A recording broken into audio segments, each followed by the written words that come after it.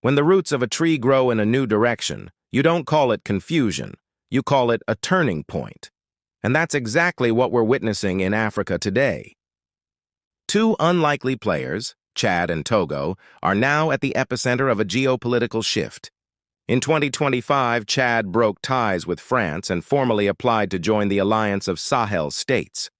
Meanwhile, Togo, long a beacon of diplomatic quietude and Western alignment, is flirting with a radical pivot, opening the possibility of joining this same alliance. These are not isolated moves. They are chapters in a continent-wide story of resistance, defiance, and reclamation. This isn't just a realignment of regional blocs. It's the beginning of a continental reawakening. Chad's decision to join the Alliance of Sahel States is not just symbolic, it's revolutionary. In May 2025, Chad applied to join the AES, aligning itself with Mali, Burkina Faso, and Niger, three countries that had already declared independence from the political and economic machinery of ECOWAS and France. Just months before, Chad had unilaterally terminated its military cooperation agreement with France, just ending decades of foreign oversight. This wasn't just a defense decision, it was a declaration of intent. Chad, for long a pillar of Western military architecture in the Sahel, was turning east, politically, economically, and militarily. This wasn't merely a geopolitical drift, it was a hard pivot. Chad brings more than military assets. It brings critical geography, touching Libya, Sudan, Nigeria, Cameroon, and Central African Republic. It brings oil, 70% of its export economy. It brings an experienced army, troops who fought with and for France and U.S., now reoriented toward joint AES operations. It brings knowledge, the institutional memory of how Western intelligence and influence operate. What makes this move so profound is that it was driven not just by ideology, but necessity. General Mohammed Idris Deby, who took power after his father's death in combat, initially played the Western game. But by 2023, he was already meeting with AES leaders, exploring new partnerships with Russia, Turkey, and the UAE, and preparing for a controlled exit from the orbit of the West. Now, Chad isn't just defecting. It's helping to redefine the blueprint of African sovereignty. This is not a power vacuum. It's a power transfer. If Chad was once a fortress of French military policy, Togo was its coastal complement, stable, cooperative, and diplomatically reserved. But in early 2025, Foreign Minister Robert Dussey publicly shattered that image, stating that a future alliance with the AES was not impossible. What followed was a cascade of strategic moves. Togo froze all new mining permits, officially to reform outdated codes. But in geopolitical terms, it was a bold act of resource nationalism. In a country rich with gold and phosphate, suspending exploration is not a bureaucratic pause. It's a signal to foreign corporations and domestic elites. The rules are changing, and that change isn't coming from Paris. It's coming from Lomé. A growing number of Togolese citizens, over 54% in late 2024, support deeper ties with the AES. This is no fringe movement. It's a majority sentiment, forged in the fires of economic frustration and political disillusionment. Why does Togo matter? Because Togo offers what the AES does not have: access to the Atlantic Ocean.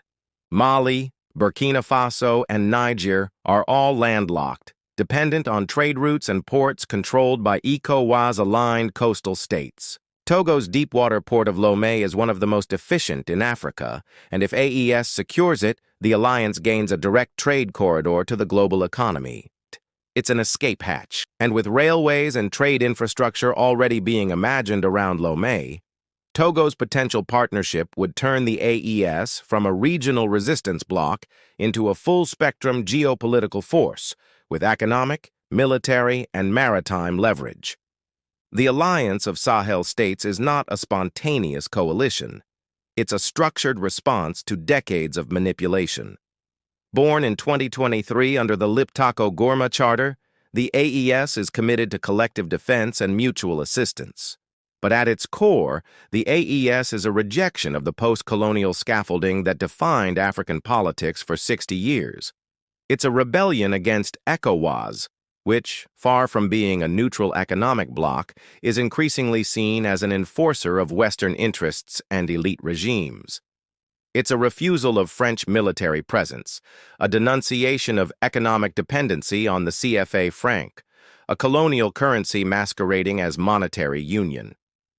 The AES is building a joint military force of over 5,000 troops, commanded from the continent, not from Paris or Washington. A shared passport system, unveiled in early 2025, talks of a single currency, planned by 2026, resource audits and nationalization measures already underway in Burkina Faso and Mali. This is not abstract rhetoric, this is implementation. And now with Chad joining and Togo leaning in, the AES is evolving from a rebellion into a prototype, a new form of African governance rooted in autonomy rather than compliance. Critics focus on its military nature, but what they miss is the context.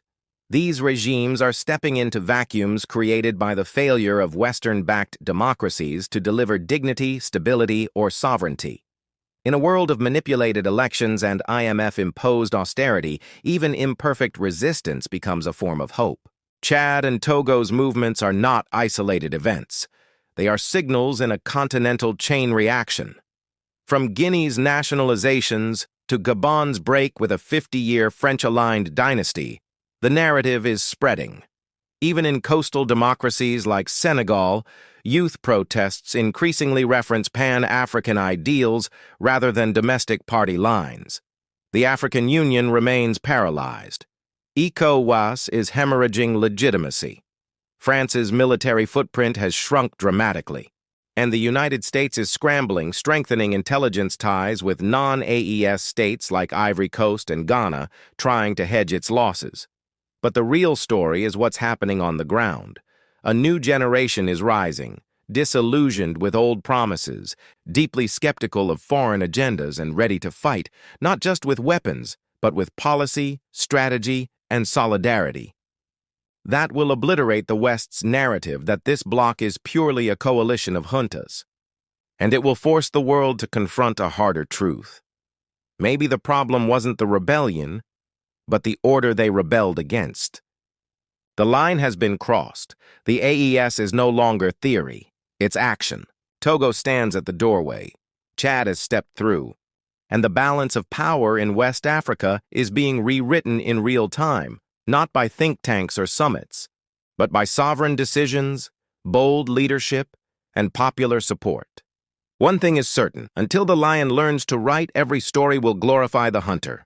Well, the lion is learning, and now it's writing in the languages of Chad, of Togo, of Mali, Niger, and Burkina Faso.